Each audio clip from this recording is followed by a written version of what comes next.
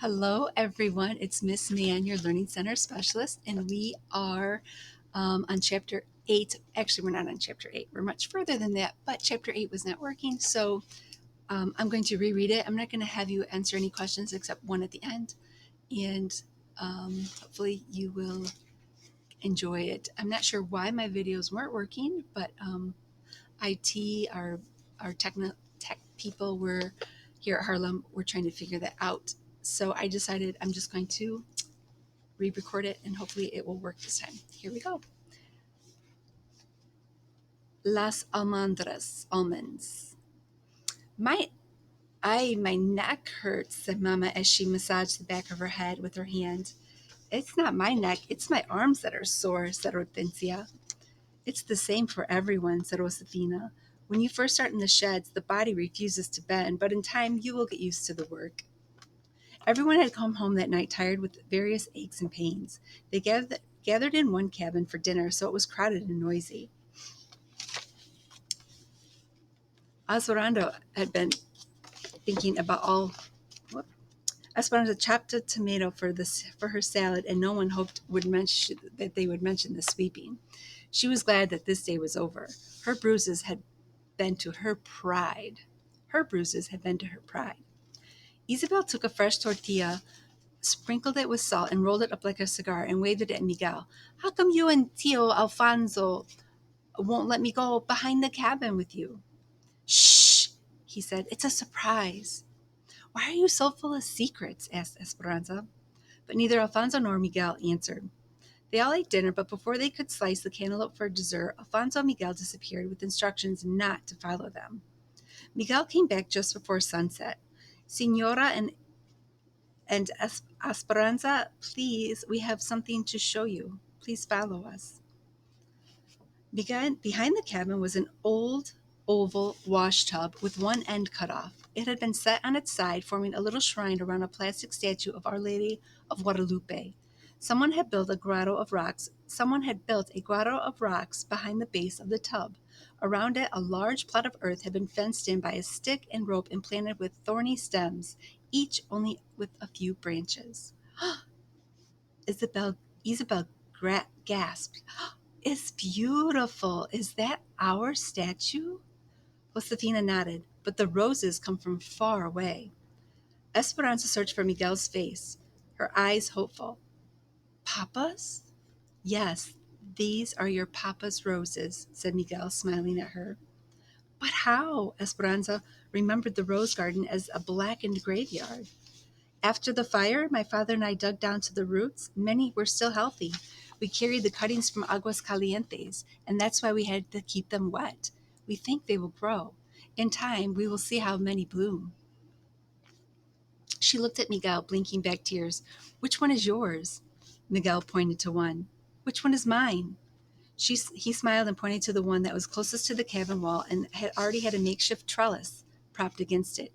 So you can climb, he said. Mama walked up and down, carefully touching each cutting. She took Alfonso's hand in her own and kissed him on his cheek. Then she went to Miguel and did the same. Muchas gracias, she said. Mama looked at Esperanza. Didn't I tell you that Papa's heart would follow us wherever we go?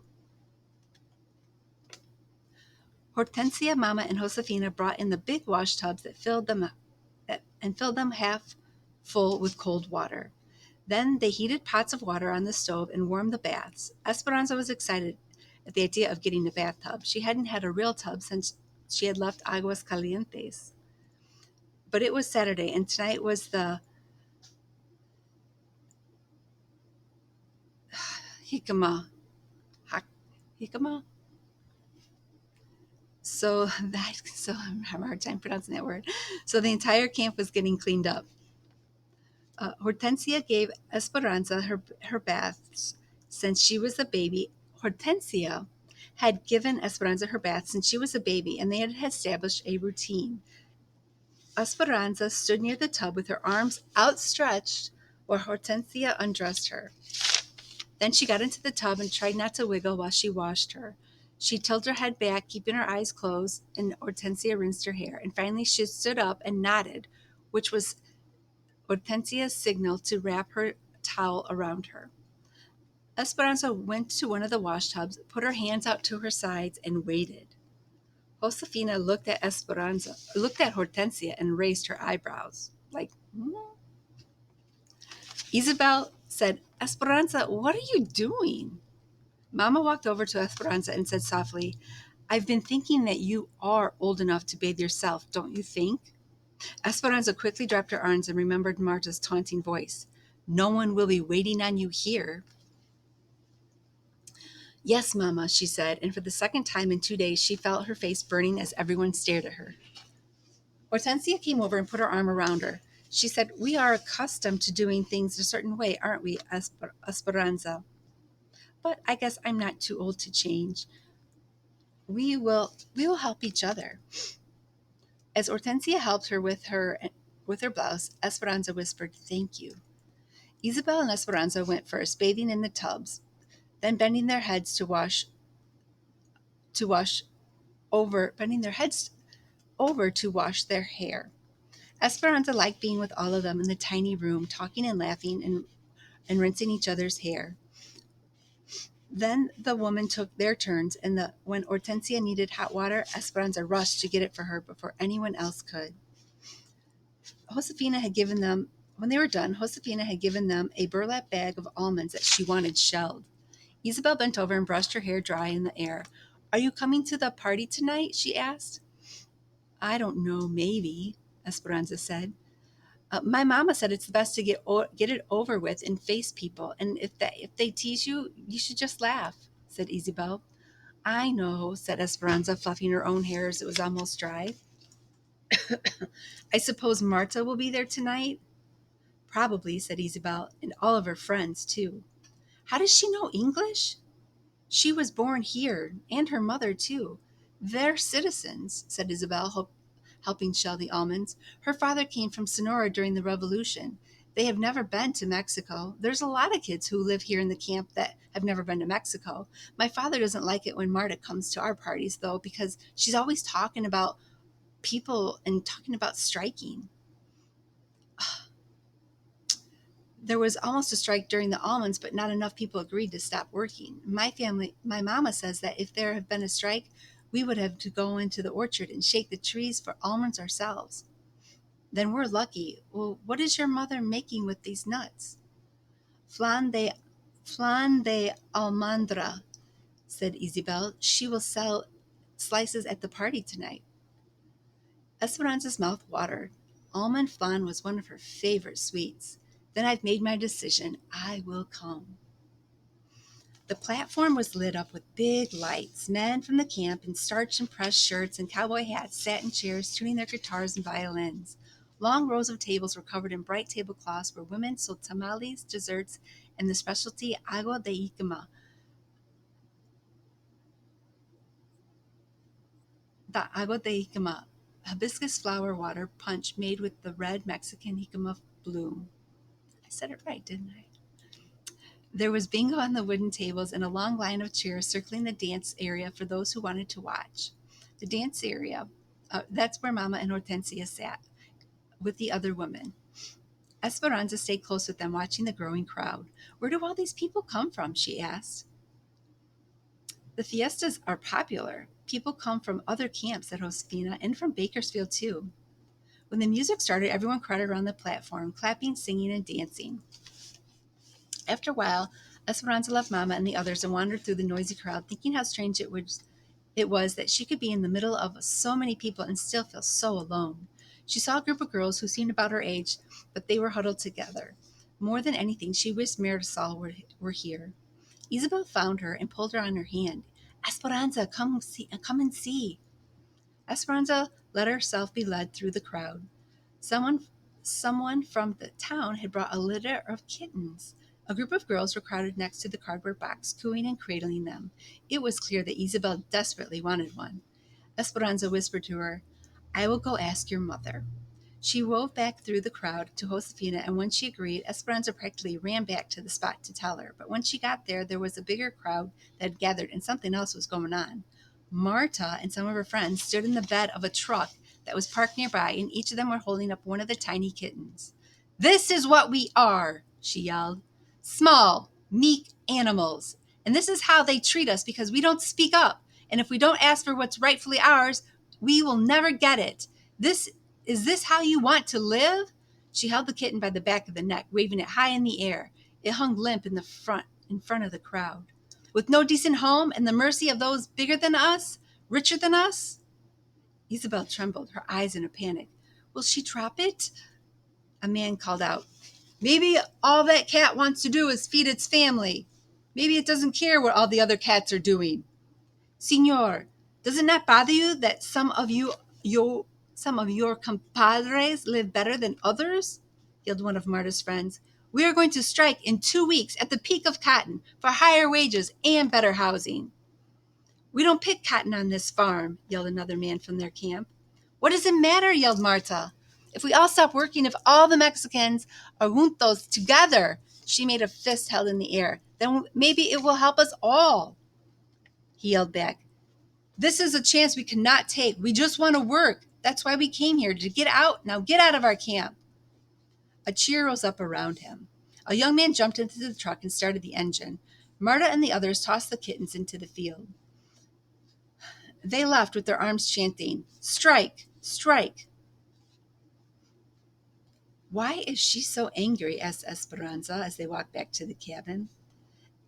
Isabel carried the soft, meowing kitten in her arms. She and her mother moved around to find work, and sometimes they travel all over the state, said Josefina. They work where they work wherever there is something to be harvested. Those camps, the migrant camps, are the worst. Like when we were in El Centro, asked Isabel. Worse, said Josefina. Our camp is a company camp, and people who work here don't leave. Some live here many years. This is why we came to this country, to work, to take care of our families, to become citizens. We're lucky because our camp is better than most. There are many of us who don't want to get involved in the strikes because we can't afford to lose our jobs, and are accustomed to how things are in our little community. They want to strike for better houses? Asked Esperanza. That and more money for those who pick cotton, said Josefina. They only get 7 cents a pound for picking cotton. They want 10 cents a pound. It seems like such a small price to pay, but in the past the growers said no. And now more people are coming to the valley to look for work, especially places like Oklahoma where there is little work, little rain, and little hope. If the Mexicans strike, the big farms will simply hire others. Then what would we do? Esperanza wondered what would happen if Mama didn't have a job. Would they have to go back to Mexico? Isabel and Esperanza laid in their beds listening to the music and the bursts of laughter in the background.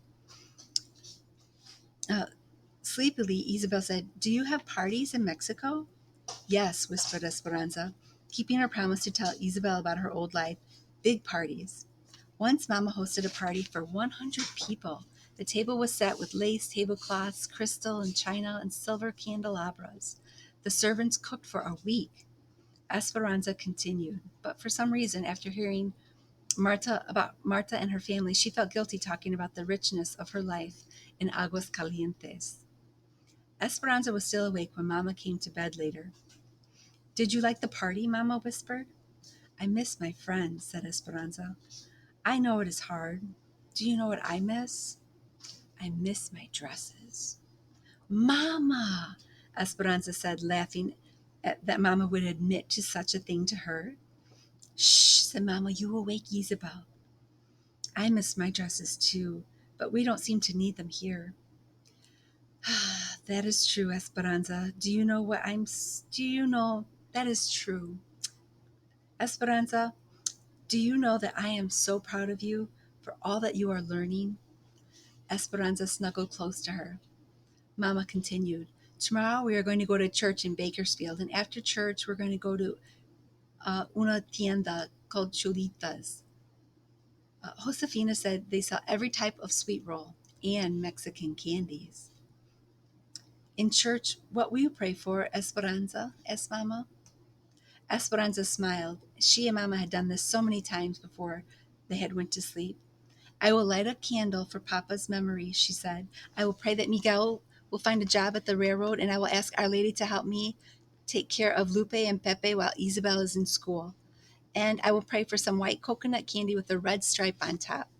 Mama laughed softly. But most of all, I will pray that Abuelita will get well and that she will be able to get her money from Tia Luisa's bank and that she will come to us soon. Mama stroked Esperanza's hair. What will you pray for, Mama? I will pray for all the things you said, Esperanza, and one more thing besides. What's that? Mama hugged her. I will pray for you, Esperanza, that you can be strong no matter what happens.